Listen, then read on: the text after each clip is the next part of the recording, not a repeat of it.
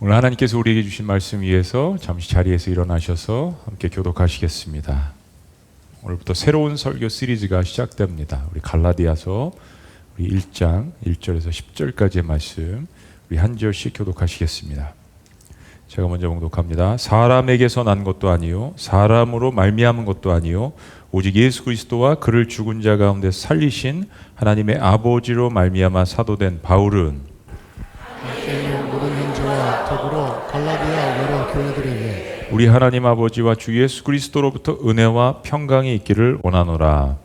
그리스도께서 하나님 곧 우리 아버지의 뜻을 따라 이 악한 세대에서 우리를 건지시려고 우리 죄를 계속하기 위해서 자기 몸을 주셨으니 영광이 그에게 세세토록 있을지어다. 아멘. 부르신 이를 그같이 속기 때문에 다른 복음은 없나니 다만 어떤 사람들이 너희를 교란하여 그리스도의 복음을 변하게 하려 함이라.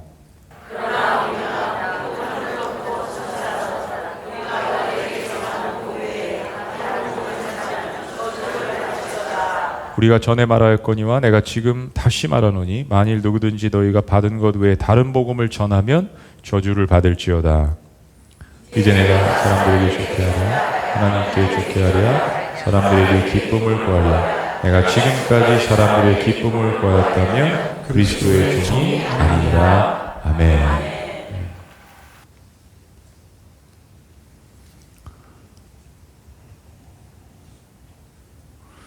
18세기까지만 해도 노예라는 신분이 있었습니다. 물론 19세기까지도 노예라는 신분. 노예 그러면 사람들이 다 알고 있는 그런 개념이죠.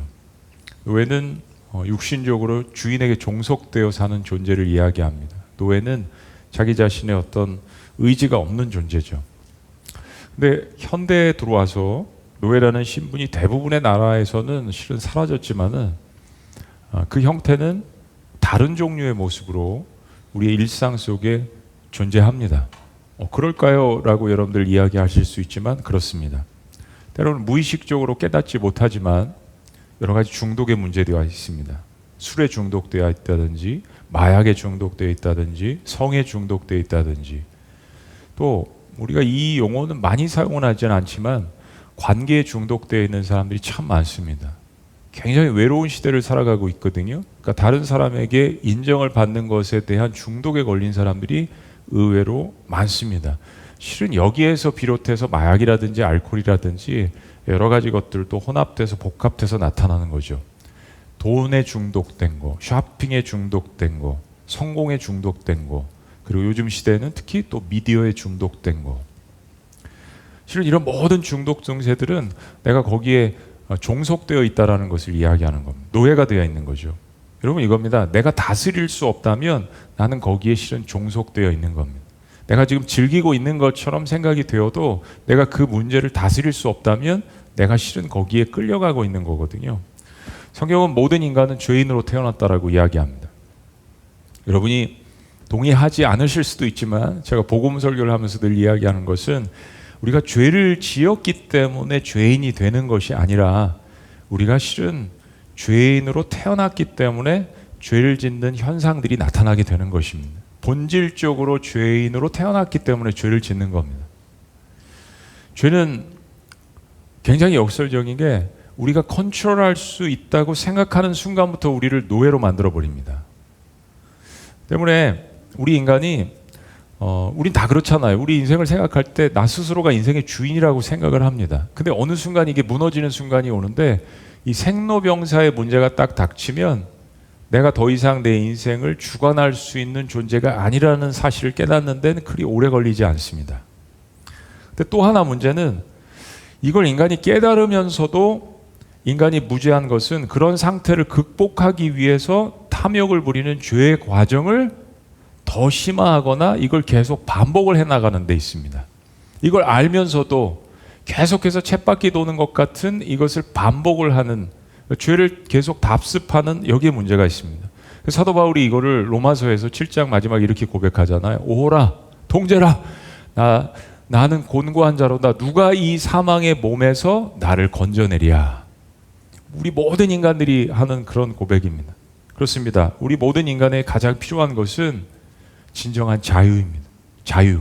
이걸 실은 얻기 위해서 노력을 하고 또 여러 가지 탐험도 하고 그러다가 탐심 때문에 탐욕에 빠지기도 하는 거죠. 근데 하나님은 인간의 이 울부짖음을 외면하지 않으셨습니다. 이 땅에 오신 하나님의 아들은 이런 말씀을 하신 적이 있습니다. 요한복음 8장에 진리를 알지니 그 진리가 너희를 뭐라고요? 자유케 하리라. 근데 진리를 알으라고 선포하신 이 주님께서 실은 당신께서 진리인 것을 십자가상에서 보여주셨습니다. 그리고 부활하셨습니다. 바로 주님께서 진리 자체이셨던 것을 많은 사람들에게 알려주셨던 것이 복음의 핵심입니다. 그리고 예수님께서 사명을 마치시고 이 땅을 떠나시면서 교회라는 공동체를 세우셨습니다. 그리고 교회는 그런 진리를 깨달은 사람들이 모여서 이제는 이 진리를 우리만 알고 있는 것이 아니라 이 진리를 알지 못하는 사람들에게 이것을 증거하는 이 사명을 부여받은 공동체, 대한 공동체가 바로 교회 공동체인 것입니다. 그렇게 예루살렘 초대 교회 공동체가 탄생했습니다. 그리고 성령의 능력을 받고 힘있게 복음을 막 외쳤습니다. 우리가 사도행전 2장에서 이 말씀을 보았죠. 근데 핍박이 임했는데도 불구하고 그들은 불평하지 않고 곳곳에 흩어져서 또 다른 교회들을 막 세우기 시작했습니다. 그렇게 세워진 교회 가운데 하나가 갈라디아 교회입니다. 우리 갈라디아서 말씀을 보고 있죠. 이 갈라디아 교회입니다. 근데 갈라디아는 가보신 분들은 알겠지만 터키 중부 지역에 있거든요. 여기 이제 갑바도기아도 있고 사도 바울이 그곳에 가서 1차 선교 여행 때 세운 교회입니다. 이게 한 지역이 아니라 광대한 지역인데 뭐 안디옥, 루스드라, 더베, 이고니온. 그러니까 갈라디아는 한 교회가 아니라 이 터키 중부에 있는 갈라디아 지역에 세워진 수많은 교회들을 이야기하는 겁니다. 우리가 초대교회 그러면 막 가슴이 뜁니다. 우리 초대교회로 돌아가자. 그죠? Back to the early church. 우리 초대교회로 돌아가자. 이런 슬로건도 많습니다. 근데 사랑하는 여러분, 초대교회가 문제가 없었을까요? 아닙니다. 초대교회 역시 문제를 안고 있었습니다. 특히 초대교회 가운데서 문제가 가장 많았던 교회 중에 하나가 고린도 교회였죠. 그런데 갈라디아의 사도 바울이 심혈을 기울여서 1차 전도 여행 때 이렇게 세운 이 교회에 문제가 일어나기 시작하며 처음에는 그러지 않았죠. 그런데 점점 복음에서 떠나는 사람들이 있었습니다. 그 원인이 뭐였냐면 율법을 강조했던 겁니다. 행위를 강조했던 겁니다.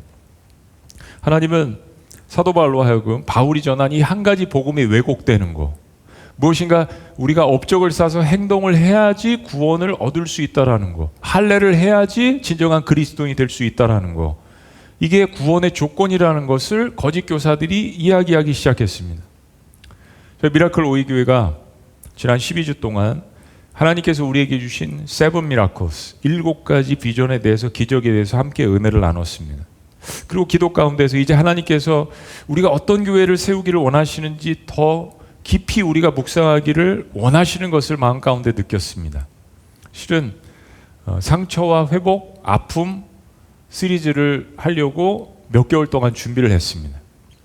이를 갈면서 준비했습니다. 작년 한 11월부터 이 설교 시리즈를 꼭 해야겠다라고 생각을 했어요.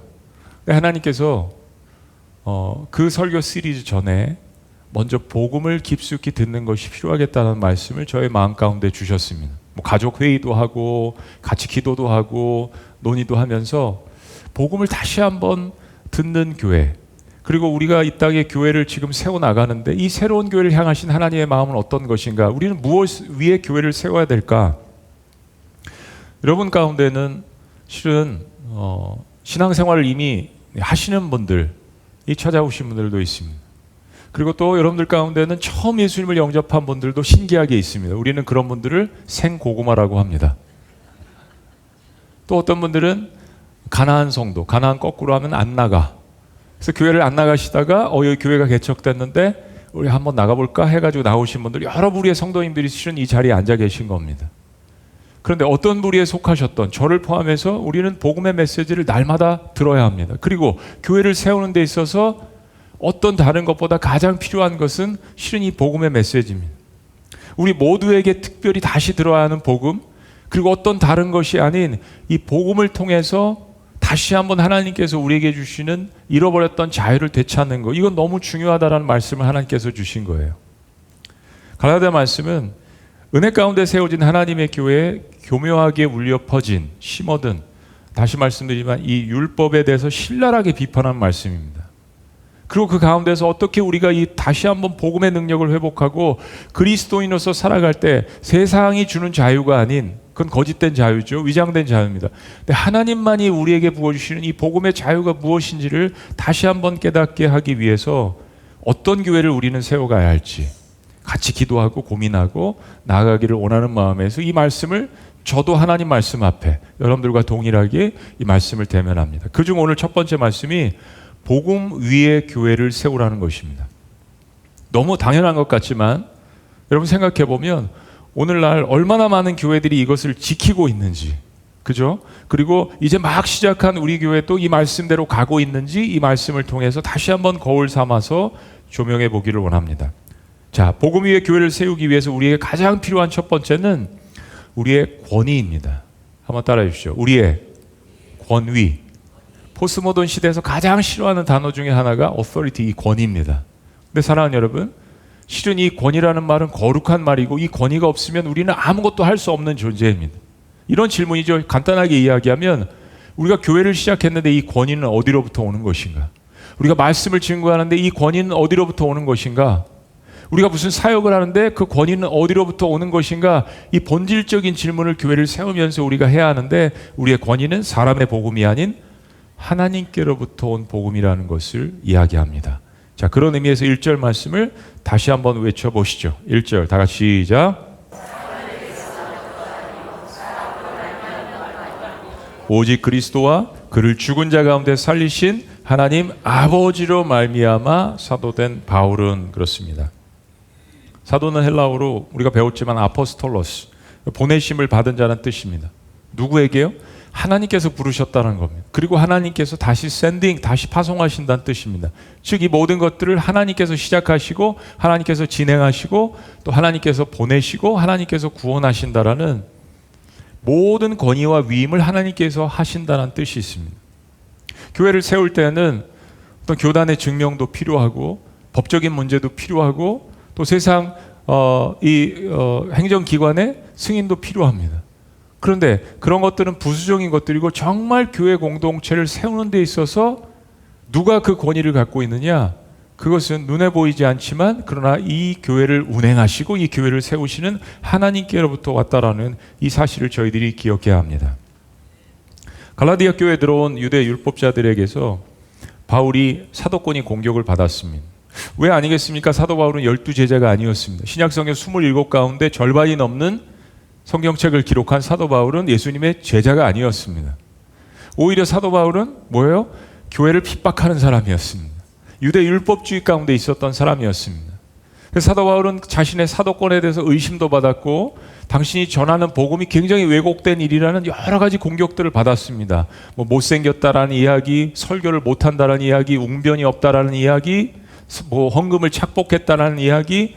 사도 바울을 연구한 신학자들은 여러 성경책에서 사도 바울이 받았던 그 오해와 오명들을 이야기를 합니다. 그런데 율법주의자들이 또한 사도 바울을 공격했던 겁니다. 당신은 예수님의 제자도 아니고 당신은 복음을 이렇게 왜곡하는 사람이 아니냐.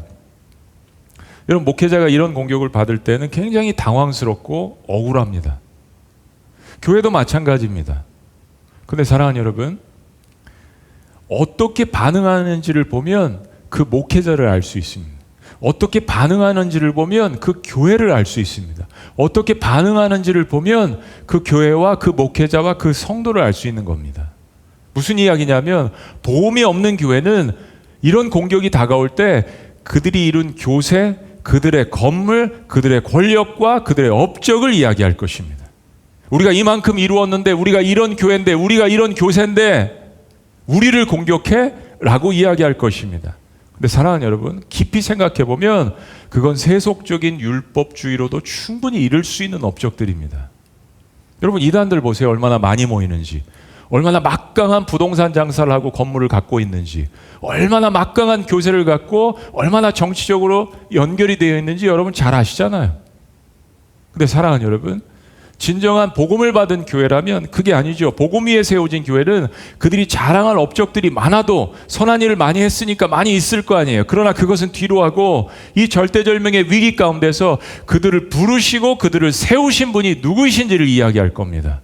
세상이 믿든 믿지 않든 우리는 믿기 때문에 교회를 부르신 이가 누구시고 교회를 세우신 이가 누구시고 우리에게 권위를 주시는 분이 누구신지 그 위기 가운데 진리가 선포되어질 것입니다. 적어도 본질적으로 우리를 부르시는 분은 하나님이십니다. 우리를 세워주신 분도 하나님이십니다. 우리의 모든 권위는 하나님께로부터 온 것입니다 라고 우리 스스로라도 신앙 고백을 하게 되어 있는 것입니다. 근데 만약에 위기 가운데서 공격의 상황 가운데서 그것이 나오지 않고 다른 율법주의들이 나온다면 그건 교회로서의 모습이 상실된 것이 아니겠습니까? 바울은 자신이 사도가 된 것이 사람의 인정이나 위임 때문이 아님을 강조합니다. 사도 바울은 예수님의 12제자가 아니었습니다. 그는 여러 가지 교회를 핍박했던 전과가 있는 사람이었습니다. 그러나 사도 바울은 그래서 내가 그 예수 그리스도의 십자가 부활 때문에 내가 이렇게 변화되었다라는 것을 간증을 합니다. 오늘날 교회와 사역자들이 무엇을 기준으로 자신의 사명을 이해하고 있습니까? 인기, 교세, 직분, 재정 많이 들어오는 거, 그 어떤 것도 진짜 교회를 교회답게 하는 것이 아님을 실은 세상이 더 잘 알고 있잖아요. 세상은 그런 걸 교회를 향하여서 기대하지 않고 있지 않습니까? 진짜 교회는 하나님의 부르심과 복음에 대한 컨빅션, 확신 위에 세워집니다. 우리 미라클 오이 공동체를 세우시고 우리를 이끌어 가시고 우리 교회의 주인 되신 우리를 부르신 분은 오직 예수 그리스도 하나님 아버지 한 분뿐이신 것을 저와 여러분들이 교회를 세워나가면서 날마다 확신하시기를 주의 이름으로 축복합니다. 두 번째, 복음 위의 교회를 세우기 위해서는 우리의 메시지입니다. 우리는 무엇을 증거하는가? 우리는 어떤 것을 갖고 있는가? 우리는 무엇을 외치고 있는가? 바로 그리스도의 십자가와 부활이죠. 교회를 정말 교회되게 하고 교회를 본질을 계속 유지하는 단 한 가지는 그 교회가 지속적으로 예수님의 십자가 사건과 부활을 강조하고 있는지를 들여다보면 됩니다. 복음을 이용하는 것이 아니라 그 교회 본질 자체가 계속 예수님의 십자가 사건에 대해서 이야기하고 즐거워하고 회개도 하고 기뻐하고 부활의 능력에 대해서 그들이 갖고 있는 것을 자랑할 줄 아는, 바울이 2절에 갈라디아 교회에 있는 형제들에게 편지한다고 하면서 그 짧은 서신서에서 복음에 대한 가장 중요한 핵심을 두 가지를 이야기합니다. 자, 4절 말씀 다 같이요. 큰 목소리로 시작. 그리스도께서 하나님 곧 우리 아버지의 뜻을 따라 이 악한 세대에서 우리를 건지시려고 우리 죄를 대속하기 위하여 자기 몸을 주셨으니. 사도 바울은 교회가 전하는 메시지가 예수님의 십자가 사건을 통해서 하나님께서 이 악한 세상에서 죄의 노예가 된 우리를 구원하시는 것임을 분명하게 이야기합니다. 성경이 판단하는 이 세상은 악한 세상입니다. 물론 하나님께서 창조하셨기 때문에 자연의 아름다움이 남아 있습니다. 저는 자연을 감상하는 것을 정말 좋아하는 것 같아요. 길을 가다가 꽃이 핀 것을 보면 저희 아내랑 사진 찍자고 이야기합니다. 봄, 여름, 가을, 겨울 하나님께서 각각의 사계절 속에서 주신 아름다움들이 있죠. 여러분 요즘 해 지는 거 보셨어요? 너무 아름답습니다. 해가 뜨는 거 보셨어요? 너무 아름답습니다. 우리가 무슨 업적을 쌓아서 해가 뜨는 게 아니죠. 우리가 정말 성실히 살아서 해가 지는 것도 아닙니다. 하나님께서 지구를 돌리시며 이 갤럭시를 운행하시며 온 우주 만물을 만드셔서 우리가 수고한 것도 아닌데 자연 만물을 만끽하게 하십니다. 힘이 들 때 어깨를 쫙 펴고 하늘을 한번 보면서 그렇지 내가 참 연약한 존재인데 하나님께서 나를 바라보고 계시는구나. 자연 만물 속에 하나님의 은혜가 일반적인 계시와 은총으로 우리에게 주시는 은혜들이 가득 차 있는 것을 저희들이 발견하게 됩니다. 근데 자연은 두 가지 얼굴이 있습니다. 기후변화의 문제, 가뭄, 홍수 그런 것으로 고통받는 제3국에 있는 사람들, 특별히 아프리카나 라틴 아메리카 남미에 있는 빈곤층들을 보면 정말 이 세상에 무엇인가가 구멍이 나 있고 무엇인가가 이 세상의 질서라든지 뭔가가 잘못되어 있다는 느낌을 지울 수가 없습니다. 충분한 식량이 소출됨에도 불구하고 탐욕으로 인해서 부의 재분배가 이루어지지 않습니다. 공산주의도 마찬가지고 민주주의도 마찬가지고 이 사람의 탐욕이 어떤 주의든 그 이념을 떠나서 사람들 마음 가운데 있기 때문에 부의 이 분배가 이루어지지 않는다라는 이 사실, 무분별한 개발, 환경 오염의 방치로 지구는 곳곳에 몸살을 앓고 있습니다. 여러분, 아마존의 깊은 곳에, 그죠? 그 깊은 곳에 살고 있는 500명밖에 안 되는 부족들에게까지 침투를 해서 나무를 다 벌채해 가고, 그들이 살고 있는 보금자리를 뺏어가는 인간의 이 깊은 곳에 있는 이 탐욕, 생육하고 번성하고 다스리라, 하나님께서 만든 이 자연 만물을 우리 인간에게 다스리라고 청지기 스튜어드십을 주셨는데, 그것을 욕심 가운데서 파괴하는 이 우리의 본성, 사실은 우리의 그런 것들 때문에 그 결과적으로 우리가 자연재해를 받고 있는 것이 아니겠습니까? 과학과 의술이 발달해서 인간의 수명은 점점점 늘어납니다. 암을 치료할 수 있는 그러한 고도의 과학기술들, 의술들도 발달을 했습니다. 그런데 사랑하는 여러분, 인간의 자살률이라는 게 곳곳에서 증가하고 있습니다. 인간의 수명은 늘었는데 인간의 자살률이 증가하고 있습니다. 그만큼 우리는 외롭고 고독하고 상처투성이고 여러 가지에 중독되어 있습니다. 마약과 알코올과 특별히 매스컴 중독은 너무너무 심각합니다. 이거 전에 없었던 일입니다. 가정이 파괴되고 자녀들이 탈선하고 질서가 없어지고 교권도 무너지고 부모의 질서나 권위도, 아이들을 사랑하는 마음도, 정치는 포갑적이고, 여러분 폴리티컬 사이언스라고 정치학이 있습니다. 정치도 공부하고 정치도 고도로 발달하지만 정치는 더욱더 포갑적입니다. 세상을 바라보면 결코 세상에서는 소망을 찾을 수 없을 정도로 사람들은 다 이기적입니다. 다 이권이 개입되어 있습니다. 자세히 들여다보면 그렇지 않습니까? 디모데후서에 기록된 말세의 징조들이 곳곳에 가득합니다. 네, 사랑하는 여러분, 그래서 그렇기 때문에 이 세상을 향한 교회 메시지는 더욱더 분명해야 합니다. 4절 말씀 다시요, 그리스도께서 하나님 곧 우리 아버지의 뜻을 따라 이 악한 세대에서 우리를 건지시려고 우리 죄를 대속하기 위하여 자기의 몸을 주셨으니, 이 악한 세상에서 우리를 건지시려는 하나님의 뜻은 그의 아들을, 그의 사랑하는 그 아들을 그 모든 죄악의 결과들을 담당하기 위한, 나를 대신한 희생제물로 이 세상의 아들을 던져버리신 겁니다. 십자가의 사망 권세에 던져버리신 겁니다. 거기에 우리가 감동되는 거죠. 근데 사랑하는 여러분, 복음은 그게 끝이 아니란 이야기입니다. 십자가 아래서 슬프게만 울고 있는 것이 교회 공동체가 아닙니다. 그럼 세상은 우리를 바라보지 않을 겁니다. 대화는 거기서 끝나지 않습니다. 누군가 나를 위해서 죽은 것은 분명히 감동적인 소식이지만 나를 궁극적으로 살리는 것은 대속에서만 끝나는 것이 아니라 그 죽었던 존재가 다시 살아나는 것입니다. 그래서 1절 말씀에 갈라디아 교인들에게 편지의 서두에 사도 바울은 이렇게 고백했던 것입니다. 오직 예수 그리스도와 그를 죽은 자 가운데서 살리신 하나님 아버지. 그렇습니다. 부활이 복음의 마지막을 맺습니다. 다시 살아나는 것입니다. 그분이 나를 위해서 죽으시고 다시 살아났다는 것은 또한 나도 그 죽음의 권세에서 다시 일으키시는 소망의 길로 제시하신다는 것입니다. 그래서 The Good News, 복음이라는 메시지가 우리 교회의 메시지가 되어야 하는 것입니다. 그리스도인들은 여기서부터 근본적인 자유함을 얻어야 합니다. 많은 성도들 보면서 그들의 삶 가운데 있는 상처와 그들의 아픔과 고통을 치유해주고 싶은 마음 알아. 하나님께서 저에게 얘기하시는 거예요. 그런데 이 복음의 메시지를 들어야 그게 치유가 돼. 거기서부터 근본적인 자유함을 얻어야 해. 그래서 오늘 우리가 이 시리즈를 시작하게 됐어요. 이것이 그리스도를 믿는 모든 사람들에게 적용될 수 있는 근본적인 이유는 이 구원을 우리의 업적과 우리의 노력과 우리의 선행으로 얻은 것이 결코 아니라는 사실입니다. 자, 여러분, 이게 갈라디아서 말씀을 대하면서 율법주의가 팽배한 그 시대나 지금 시대 이걸 대하면서 이게 왜 중요하냐면 이거죠. 우리가 때로 넘어지고 우리가 다시 실수하고 우리가 다시 죄를 범할 때라도 내 구원이 없어지지 않는 그 이유를 어디서 찾으실 겁니까?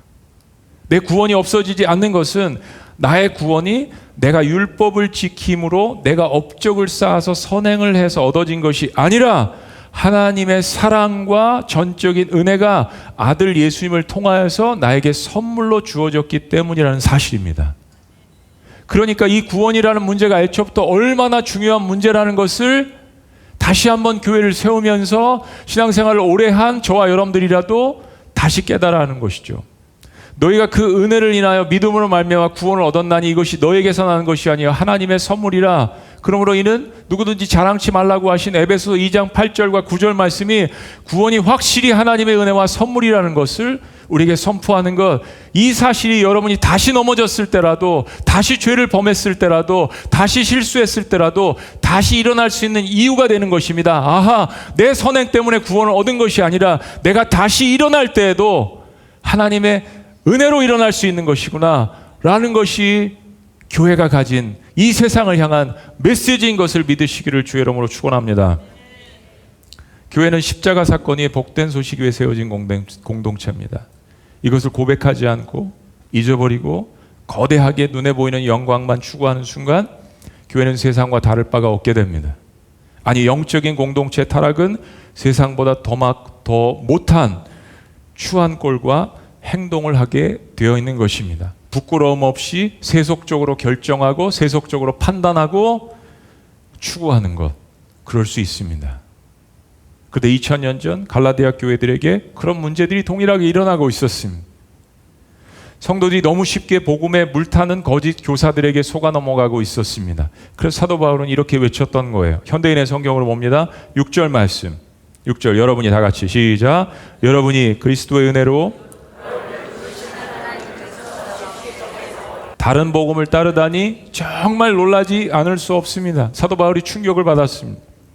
그렇게 은혜 가운데 교회가 세워졌는데, 그렇게 하나님 말씀 때문에 기뻐하고 방방 뛰었는데, 그처럼 쉽게 다른 복음에 거짓 교사들에 넘어가는 이것에 대해서 놀라지 않을 수 없다라고 이야기합니다. 이어집니다. 7절 다 같이 시작. 사실 다른 복음이란 있을 수가 없습니다. 다만 어떤 사람들이 여러분을 혼란 가운데 빠뜨리고 그리스도의 복음을 변질시키려는 것에 지나지 않습니다.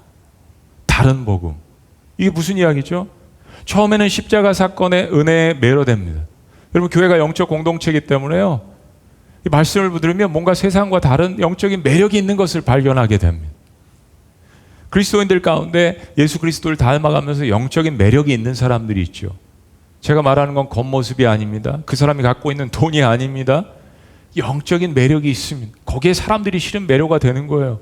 그래서 예수를 믿지 않아도 그걸 돈 주고 살려고 했던 그런 일들이 사도행전 초대교회 공동체에도 있었잖아요. 또 부활에 대한 능력, 다시 살 수 있대, 다시 살릴 수 있는 그 능력이 우리가 예배하는 하나님 가운데 있대 환호합니다. 그런데 그렇게 해서 기독교에 입문을 했는데 교회 생활하다가 습관화가 됩니다. 이 예배를 드려도 내가 예배를 주관하는 것 같은 느낌이 드는 거예요. 예배를 판단을 합니다. 예배를 받으시는 분이 하나님이신데 어느 순간 사람이 중심이 되어버린 예배가 됩니다. 어느 순간 자꾸 습관화되고 정형화되고 종교 생활로 변화됩니다. 여러분, 이거 왜 이렇게 제가 잘 아는 줄 아세요? 제가 목사이기 때문입니다. 그리고 제가 4대째 믿는 집안에서 전통적으로 신앙생활을 했기 때문에 여러분들보다 더 잘 압니다. 저에게 그런 모습과 그런 생각들이 존재해 있다라는 것을 너무 잘 압니다. 그러면서 이런 생각을 하는 거죠. 무엇인가 복음에 무엇을 더해야 되는 게 아닌가. 그죠, 여러분? 예수님만으로는 충분하지 않은 것 같은데 말은 안 하지만 그 사람의 행동과 그 사람의 율법적인 모습 속에 이게 나타나고 그걸 통해서 그 생각을 가지고 다른 사람들을 판단하는 겁니다. 복음에 뭐가 더 충분히 있어야 되는 것 같아. 예수님께서 십자가에 돌아가시고 부활하신 것만 갖고는 충분하지 않은 것 같아 라는 생각들이 교회 안에 팽배하고 들어오는 순간 율법주의를 다시 주장하게 되는 겁니다. 이 사람은 이렇게 행동해야 돼. 이걸 해야 선한 사람이야. 이 업적을 쌓아야 그 교회는 좋은 교회야 라는 판단들이 계속해서, 교회가 아무리 크면 뭐합니까? 아무리 많은 것들을 가지면 뭐합니까? 그 세상도 다 이룰 수 있는 업적이고, 그러나 복음 앞에서 누구든지 죄인임을 고백하며 복음 앞에서 누구든지 하나님의 은혜를 감사함으로 나갈 수 있는 교회. 그런데 그렇지 못하면 거짓 교사들의 먹잇감이 되고 싶습니다. 오늘날 왜 그렇게 많은 그리스도인들이 이단에 빠져들까요? 이것은 오늘날 강단에서 복음을 제대로 그리고 충분히 설교하지 않은 그 잘못된 목회자들이 아니라 저를 포함한 우리 설교자들 모두의 잘못이라고 생각합니다. 저는 이것도 잘못됐다고 생각해요. 교계를 비판을 많이 하는데, 목회자들을 비판을 많이 하는데, 설교를 들어보면 누가 어느 한 분을 얘기하는 게 아닙니다. 자기 얘기는 쏙 빼놔요. 나는 선하고 다른 목회자들은 다 나쁜 사람들로 만들어버려요. 그러면 그 교회만 선한 교회고 나머지는 다 썩은 교회입니까? 99.9%? 그건 아니죠. 사람들이 이단으로 넘어가고 사람들이 복음을 분별하지 못하는 것은 모두 다 이 강대상에서 잘못 설교한 우리 모두의 저의 잘못이라고 생각합니다. 우리 목회자들의 잘못이에요. 복음의 물을 타고 변질시켜서 사람들의 귀에 즐거운 설교를 통해서 인기를 추구하는 세대를 만들어버린 설교자들의 잘못이 제일 크다라고 생각합니다. 다른 복음, 겉모습은 복음처럼 보일지 몰라도 본질이 완전히 다른 메시지라는 뜻입니다. 그게 헬라어의 의미입니다. 율법주의자들은 할례와 율법을 지켜야 구원을 완성할 수 있다라고 주장했습니다. 아니, 살아보니까 예수님의 은혜가 처음엔 좋았는데 자꾸 실수도 하고 성장이 안 되는 것 같고 뭔가 내가 잘하지 않는 것 같고 또 죄를 짓는 것 같고, 그런 사람들 마음 가운데 교묘하게 파고들어서 너 율법을 지켜야 돼, 너 할례해야 돼 라고 초대교회의 이 율법주의자들이 성도들을 괴롭혔습니다. 그래야 구원이 완성돼. 아닙니다. 주님은 십자가에서 다 이루셨다라고 이야기했습니다. 예수님의 십자가 부활이 충분하지 않다는 말, 이건 아닙니다. 바울이 격앙된 어조로 이렇게까지 이야기합니다. 8절 말씀 우리 다 같이요. 다 같이 시작. 우리뿐만 아니라 하늘에서 온 천사라도 우리가 여러분에게 전한 기쁜 소식 외에 다른 것을 전한다면 저주를 받을 것입니다. 아니, 성경에서 하나님의 사람이 저주를 합니다. 굉장히 강하고 다소 사랑이 없는 말처럼 들립니다. 근데 그렇지 않습니다. 사랑은요, 진리와 함께 갑니다. 진리가 빠진 메시지는 성도를 사랑하는 것이 아니라 결국 기만하는 것입니다. 캘리포니아에서 유명했던 어느 한 목회자가 대형 교회를 이뤘습니다. 그리고 어느 날 설교를 하다가 하나님은 사랑이신데 왜 지옥이 존재합니까? 라고 설교를 마감하고 교회를 떠나버렸어요. 여러분, 이게 복음입니까? 하나님이 그런 식으로 우리를 사랑하십니까? 아니죠. 하나님께서 우리가 죄인임에도 불구하고 지옥에 가야 될 존재인데 예수 그리스도의 사랑으로 말미암아서 우리를 이렇게 구원해 주셨습니다. 여러분, 지옥이 존재합니다. 그래서 우리가 예수님을 믿어야 합니다 라는 것이 복음의 메시지잖아요. 근데 사랑을 포스트모던 방식인 세상적인 방식으로 이야기했습니다. 이 종교도 좋고 저 종교도 좋고 여기도 진리가 있고 저기도 진리가 있고 하나님은 사랑이신데 왜 지옥이 존재하냐. 말이 될 듯하죠. 사랑하는 여러분, 성경은 그렇게 이야기하지 않습니다. 사랑은 진리와 함께 갑니다. 진리가 빠진 메시지는 성도들을 사랑하는 것이 아니라 결국 기만하는 것입니다. 우리의 메시지는 화려한 미사 여구와 웅변에 있지 않습니다. 말을 잘하면 사람들이 주님께로 돌아온다고요? 20년 이상 설교해 보니까 절대 그렇지 않더라고요. 수사학을 해야 된다고요? 웅변을 해야 된다고요? 미사 여구가 화려해야 된다고요? 사도 바울은 깨달았습니다. 그도 수사학을 공부했어요. 그러나 아볼로와 설교가 계속 비교를 당했잖아요. 그 사도 바울은 고린도전서 2장 1절에서 5절까지 자신의 목회 철학을 이야기합니다. 나의 목회가 말에 있지 않고 내 설교함이 능력에 있지 않고 오직 성령 안에 있다라는 것을 고백합니다. 여러분, 그건 말장난에 불과한 것들이죠. 미사역으로 설교를 한다고요? 설교학을 강조하고 아무리 연구를 많이 하고 아무리 설교를 잘하는 듯해도 우리 설교자들의 설교에 성령의 역사가 빠지면 결국 그거는 히틀러와 같은 연설에 지나지 않습니다. 복음의 물탄 메시지로 사람들을 선동을 해서 종교 장사는 할 수 있겠지만 그러나 사람들을 진정한 그리스도의 제자로 만들 수는 없습니다. 번영주의 신학, 교회 성장주의를 통해서 결국 교회가 대형화는 됐지만 사람들만 가득하고 그리스도의 영광을 갈취하는 죄악의 소굴로 변하게 만들어 버렸습니다. 복음처럼 보이지만 복음이 아닌 메시지가 얼마나 많습니까? 복음에 대한 과도한 강조, 성공주의 신앙, 행위 중심의 의로움을 강조, 교묘한 공로의식, 겉으로는 신앙 같지만 결국 본질은 사람 중심이 되어가는 교회들의 모습입니다. 사랑하는 여러분, 이런 교회들의 특징이 뭐냐면 사람이 영웅시대입니다. 그리스도의 모습은 나타나지 않고 그 교회의 주인은 결국 율법을 잘 지켜 공을 세운 사람들이 주인된 교회가 되는 것입니다. 이것은 저의 말이 아닙니다. 오늘 갈라디아서를 통해서 우리에게 주시는 하나님의 외침이십니다. 9절 말씀, 사도 바울 다 같이요. 9절 시작.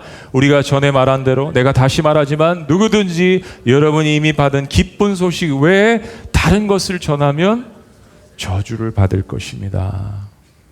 두 번씩이나 저주에 대해서 얘기해요. 저주를 받을지어다 헬라 의미는 단순한 책망이 아니라 하나님의 심판에 넘긴다라는 의미입니다. 무서운 이야기죠. 우리는 이 말씀을 두려워야 합니다. 오늘날 미디어의 설교는 넘쳐납니다. 차고 넘치죠. 그러나 늘 우리가 이야기하는 것처럼 홍수 속에 마실 물이 없다고 하소연하는 성도들이 더욱 늘어나는 것을 보면 그것은 우리 설교자들의 잘못이라는 생각을 지울 수가 없습니다. 우리 새로 시작하는 미라클 오이 교회가 복음에 목숨 거는 교회가 되기를 원합니다. 복음을 포장하고 복음을 장사해서 비즈니스하는 교회가 아니라 복음의 순수성을 끝까지 선포하는 교회로 남는 것. 우리가 전하는 메시지가 결국 우리의 정체성이라는 것.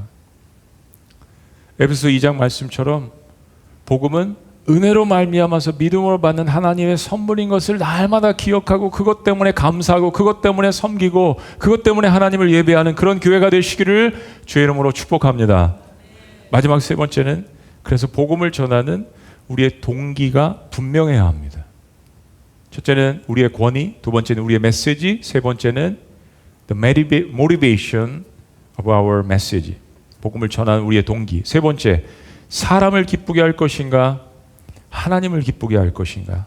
사도 바울은 이 모든 거친 말들을 쏟아낸 후에 자신이 교회를 섬기는 동기를 분명히 합니다. 자, 10절 다 같이요. 시작. 내가 지금 사람에게 잘 보이려고 하는 줄 아십니까? 아닙니다. 내가 원하는 것은 하나님의 인정을 받는 일입니다. 내가 이제 와서 사람을 기쁘게 하겠습니까? 내가 아직도 사람을 기쁘게 하려면 나는 그리스도의 종이 아닙니다.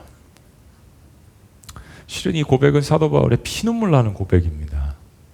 왜냐하면 사도 바울은 거듭 말씀드리지만 교회를 너무 심하게 핍박했던 사람이잖아요. 실질적으로 사람을 죽였다라는 표현은 없지만 그리스도인들을 잡아다가 고문하고 감옥에 가두고 그리고 스데반 집사님이 돌에 맞아서 순교를 하는데 그 현장을 앞장섰던 사람이 사도 바울입니다. 직접 살인이든 간접 살인이든 그렇게 교회를 핍박하고 그리스도인들을 못 박았던 사람이에요. 사도 바울이 이야기합니다. 내가 이 꼴로 살았는데 그리고 하나님의 은혜 때문에 이렇게 복음 전하는 자가 됐는데 내가 뭐가 무섭겠습니까? 라는 이야기입니다. 내가 뭐가 무서워서 사람들에게 좋게 보이려고 목회를 하겠습니까? 내가 이 꼴 났는데 내가 이렇게 됐는데 뭐가 무서워서 사람들을 기쁘게 하는 복음을 전하겠습니까? 라는 이야기입니다. 여러분 오해하지 마세요. 물론 복음은 복된 소식이기 때문에 사람들을 기쁘게 합니다. 근데 그 얘기가 아니지 않습니까? 여기서 쓰여진 사도 바울이 사람의 종이 아니라 그리스도의 종이라고 이야기했는데 이 종이 바로 둘러스 노예입니다. 노예. 근데 사도 바울은 자기가 세상의 종이 아닌 사람의 종이 아닌 그리스도의 종으로서 기뻐한다고 했습니다. 세상에 종속되어서 유대주의에 종속되어서 율법주의에 업적주의에 공로주의에 유대주의의 가장 높은 곳에 있었던 사람이었습니다. 근데 실은 뒤돌아보니까 거기에 노예가 돼서 살았던 거예요. 그리고 그리스도의 은혜를 깨달으니까 자신에게 진정한 자유를 주는 것은 내가 그리스도에게 속해 있을 때 내가 그리스도 안에 있을 때 세상에서 누려보지 못한 기쁨이 충만한 것임을 발견했습니다. 그래서 나를 괴롭게 하지 말라고 이야기하는 거예요. 이제 사도 바울의 웅변이 이어지겠지만 내가 이렇게 해서 그리스도 안에서 자유를 얻었는데 또다시 내가 세운 이 교회들의 하나님의 교회죠. 여기에 율법주의를 다시 들여다오고 공로주의를 다시 들여오고 세속적인 것들로 가득 차게 하는 이것을 못 견디하는 것입니다. 그리고 하나님은 사도 바울을 통하여서 하나님의 심정을 이야기하시는 거예요. 우리가 근본적으로 복음을 전하고 교회를 섬기는 이유가 나를 구원해 주신 하나님의 은혜에 감사해서 행하는 것이어야 합니다. 이 근본적인 동기만 있지 않는다면 때로 일하다가 내가 무시를 당해도 수치를 당해도 혹은 억울함을 당해도 칭찬이 없어도 그리스도를 기쁘게 했다면 거기에 만족할 수 있는 저와 여러분들. 사람들의 격려와 위로는 공동체에 필요한 것입니다. 그리고 공동체는 그렇게 서로에 대한 사랑이 넘쳐나야 돼요. 서로가 인정해주고 서로가 다독여주고. 근데 사랑하는 여러분, 우리가 아직 천국 간 건 아니잖아요. 주변을 돌아보세요. 다 천사들인가? 우리는 천국을 닮아가는 공동체를 이 땅에서 일어나가는 거지 우리가 아직 천국 간 건 아니잖아요. 우린 부족할 수 있습니다. 서로에 대해서 오해할 수 있습니다. 돌아질 수 있고 다툴 수도 있어요. 그러나 우리는 아직 천국에 도달하지 않은 그것을 향하여서 나간다는 것을 기억하면서 우리의 신앙생활, 우리의 설교, 우리의 봉사, 선교, 사람의 인정이나 칭찬을 지나치게 기대하지 않는 것. 여러분, 여기에 제일 많이 중독된 사람들이 누군 줄 아세요? 설교자예요. 그래서 잘하는 겁니다. 많이 설교하고 많이 섬기고 많이 일하고 중독돼 있어요. 그래서 잘 아는 겁니다. 목사님은 어떻게 우리 마음을 잘 알지? 사랑하는 여러분, 칭찬과 격려, 인정은 필요한 것입니다. 그러나 우리가 완벽하지 않잖아요. 우리는 하나님이 아닙니다. 우리 다시 한번 복음으로 돌아와야 합니다. 내가 섬기는 이유, 내가 복음을 전하는 이유, 주님께서 나를 구원해 주신 것에 대한 감사함이 우리 밑바닥에 깔려 있을 때 우리는 어떤 수치와 어떤 억울함의 상황에서도 다시 일어날 수 있는 거예요. 그게 복음의 위대함이 아니겠습니까? 사람들이 복음이 아닌 다른 곳에서 기쁨을 찾으려고 할 때는 여전히 무엇인가에 종속되어 살아갑니다. 그 종속되는 것에서 자유함을 찾으려고 했지만 거기에는 샬롬의 평강이 없는 것을 발견하게 됩니다. 이거 이만큼 잘하고 이만큼 업적 쌓으면 더 인정받을 것 같은데 절대 그렇지 않습니다. 더 많이 해보세요. 피곤만 하고 비교만 되고요. 근데 하나님 안에서 기쁨을 구하려 한다면 하나님 반드시 그 자유함과 평강과 은혜를 허락을 하십니다. 저와 여러분들은 하나님의 종이 되어서 사는 것이 우리에게 참된 기쁨과 자유함을 주시는 것을 믿으시기를 주의 이름으로 축복합니다. 그래야 그분이 내 인생을 책임지십니다. 저도 알고 여러분들도 알고 있는 현실적인 딜레마가 하나 있습니다. 교회가 많고 교회 성도가 많은데 왜 이렇게 우리는 변화되지 않는 것 같고 변질되는 것 같은가? 라는 질문이 만약에 드신다면 그건 나와 내 주변에 있는 사람들이 진정한 복음을 접하지 않았을 수 있습니다. 종교 생활을 한 거지 교회 생활을 한 거지 진정한 복음을 접하고 교회 안에 들어가지 않았을 확률이 많습니다. 사랑하는 여러분, 우리는 어떤 복음을 접하고 있습니까? 우리는 어떤 메시지를 갖고 있습니까? 우리가 세상 가운데 선포해야 되는 메시지는 어떤 것입니까? 우리는 어떤 권위를 하나님께로부터 부여받았습니까? 그리고 우리가 하는 이 모든 행위의 동기는 무엇입니까? 내가 사람을 기쁘게 하랴, 하나님을 기쁘게 하랴. 오래전에 미국에서 교회를 개척했을 때 잊을 수 없는 일이 있습니다. 교회를 개척하고 사람들이 한두 명씩 모이고 저희가 빌렸던 공간이 비좁아서 이제 다른 미국 교회 건물을 구하려고 저희 아내랑 뭐 거의 100개 이상의 교회를 발로 뛰어다녔던 것 같아요. 내시빌 테네시에 그 근교에 안 돌아다녔던 교회들이 없는 것 같습니다. 어느 한 교회를 갔는데 내시빌 안에는 없어서 근교에 있는 교회를 갔습니다. 뭐 1시간 정도 딱 갔는데 본당이 굉장히 커요. 제 기억이 한 1,500석 이상 되는 것 같습니다.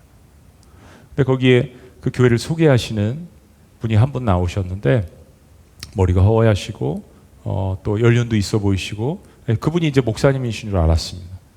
쭉 교회를 소개하시면서 그 교회 복도와 또 교회 안에 이 액자들 쭉 보여주셨습니다.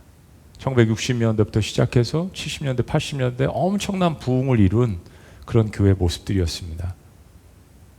그런데 지금 그 교회 성도는 20-30명밖에 되지 않았습니다. 그리고 평균 연령은 70세 이상이었습니다. 그 뒤에 한 청년이 졸졸졸 따라다니고 있었습니다. 나중에 알고 보니까 저에게 말씀을 하신 연륜이 있으신 분은 그 교회 장로님이셨고 그 졸졸졸 따라다녔던 그 청년은 20대 후반의 목사님이셨습니다. 바로 얼마 전에 부임을 했는데 그 교회 성도님들 장례 치르기 위해서 뽑혀진 목사님이었습니다.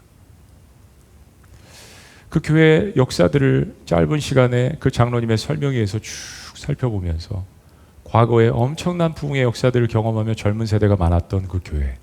지금은 장례를 기다리며 20, 30명밖에 되지 않는 그 교회 지도자들이 저에게 요청했던 게 뭔지 아십니까? 목사님, 제발 우리 교회 와주세요. 제발 우리 교회 와서, 한국 사람들은 새벽 기도도 하고 뭐 금요 기도도 하고 수요 예배도 한다는데 우리 같이 와서 예배 드릴 수 있습니까? 라는 요청이었습니다. 너무 마음이 아프고 참 그 교회에서 가서 목회하고 싶었지만 너무 멀어서 갈 수가 없었습니다. 근데 사랑하는 여러분, 미국 교회 그런 교회들이 넘쳐납니다. 교회 건물은 있어요. 근데 사람이 없습니다. 복음의 메시지가 사라졌습니다. 복음의 권위도 사라졌습니다. 여러분, 교회는요 계속해서 갱신되어야 합니다. 교회는 계속해서 갱신되어야지만 하나님의 복음의 메시지가 계속 살아있습니다. 우리는 이 땅에 발을 붙이고 살고 있기 때문에 우리는 완벽하지 않습니다. 우리가 그리스도에서 초점을 놓치는 순간, 교회의 메시지가 복음에서 사라지는 순간 그 교회는 복음에서 멀어지게 되어 있습니다. 사람은 많이 모일 수 있지만 교회의 사명을 감당하지 않는 하나님께서 외면하시는 요한계시록 교회들이 될 수 있습니다. 사랑하는 여러분, 우리가 교회를 시작하는 이 시점에 있어서 교회 갱신에 관해서 복음에 대해서 다시 들어야 된다라고 이 말씀을 이야기하는 것은, 우리도 언젠가 10년, 20년 교회가 부흥하고 사람들이 많이 모이고 우리의 건물이 생겼을 때, 혹은 빌려서라도 계속해서 우리의 사역이 성취되고 우리가 성장했을 때 다시 복음으로 돌아가야 한다는 것을, 늘 복음을 들어야 한다는 것을, 이 복음의 메시지가, 이 십자가와 이 부활이 늘 우리가 주님 다시 볼 때까지는 우리의 10년 가운데 교회 그 중심에 있어야 된다는 것을 하나님께서 오늘 저와 여러분들에게 말씀해 주시는 것입니다. 우리는 어떤 교회를 세울 것인가? 복음 위에 세워지는 교회가 되기를 주의 이름으로 축원합니다. 기도하시겠습니다.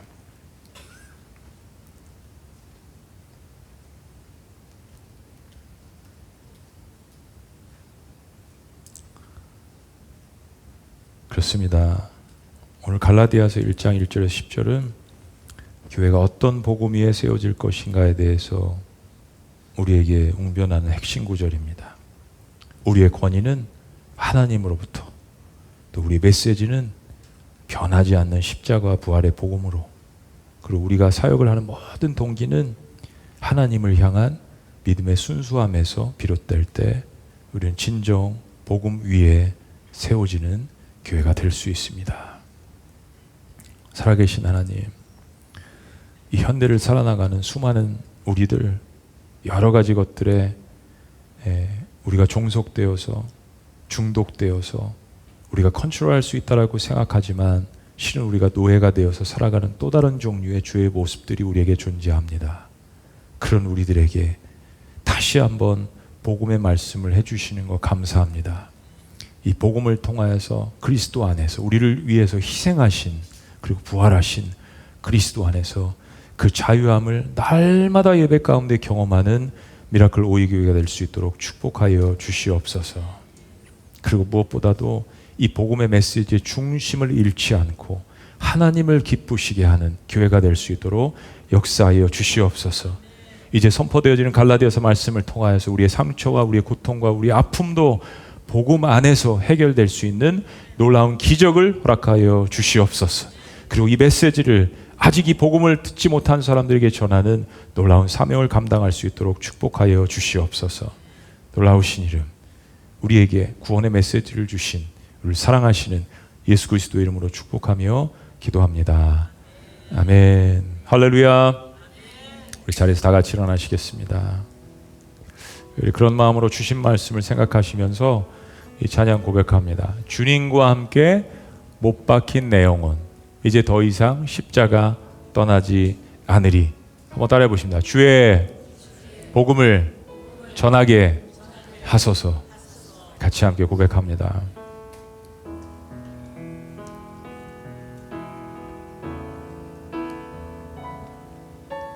주님과 함께 못 박힌 내 영혼, 이제 더 이상 십자가 떠나지 않으리.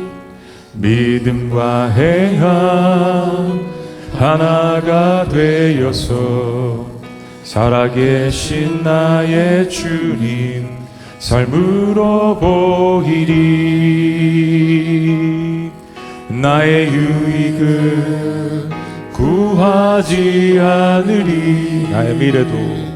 나의 미래도 걱정치 않으리. 사나 죽으나 내 영혼 주의 것. 오직 주님만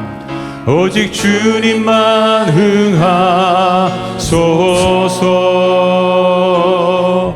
주의 복음을 전하게 하소서. 그리스도와 함께 죽은 나 내 삶 모두 주의 기쁨이 되리. 주의 복음을 전하게 하소서. 주의 복음을 전하게 하소서. 다 같이 다시 한번 고백합니다. 우리 주님과 함께 못 박힌 내 영혼 고백합니다. 주님과 함께 못 박힌 내 영혼 이제 더 이상 십자가 떠나지 않으리. 믿음과 행함 하나가 되어서 살아계신 나의 주님 삶으로 보이리. 나의 유익을 구하지 않으리. 나의 미래도 걱정치 않으니. 그렇습니다. 고백합니다. 사나 죽으나 내 영혼 주의 것. 오직 주님만 흥하소서. 주의 복음을 전하게 하소서. 그리스도와 함께 죽은 나 내 삶 모두 주의 기쁨이 되리. 주의 복음을 전하게 하소서. 주의 복음을 전하게 하소서. 다시 한번 고백합니다. 주의 복음을 전하게 하소서. 그리스도와 함께 죽은 나 내 삶 모두 주의 기쁨이 되리. 주의 복음을 전하게 하소서. 주의 복음을 전하게 하소서. 주의 복음을 전하게 하소서. 그리스도와 함께 죽은 나 내 삶 모두 주의 기쁨이 되리. 아멘. 주의 복음을 전하게 하소서. 주의 복음을 전하게 하소서. 주의 복음을 전하게 하소서. 주의 복음을 전하게 하소서. 우리 그런 복음을 주신 우리 하나님 앞에 감사와 영광의 박수 올려드립니다. 아멘. 살아계신 하나님, 우리 일생에 주님 만나기 전에 다시 한번 이 복음을 들을 수 있는 감격을 우리에게 주신 것 감사합니다.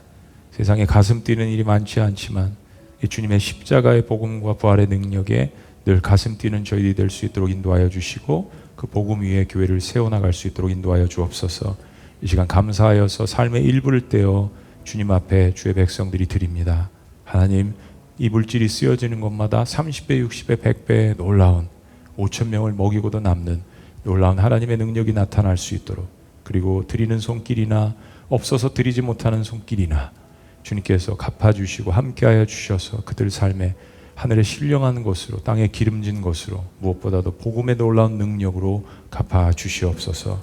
이제는 우리 주 예수 그리스도의 은혜와 하나님 아버지의 극진하신 사랑과 성령님의 감화교통 역사하심이 우리는 어떤 교회를 세울 것인가 다시 한번 복음 위에 교회를 세우기를 결단하는 사랑하는 모든 주님의 자녀들 고백 위에 가정 위에 교회 공동체 위에 이 말씀을 듣는 모든 하나님의 권속들 위에 지금도 영원토록 함께 하시기를 간절히 축원합니다. 아멘.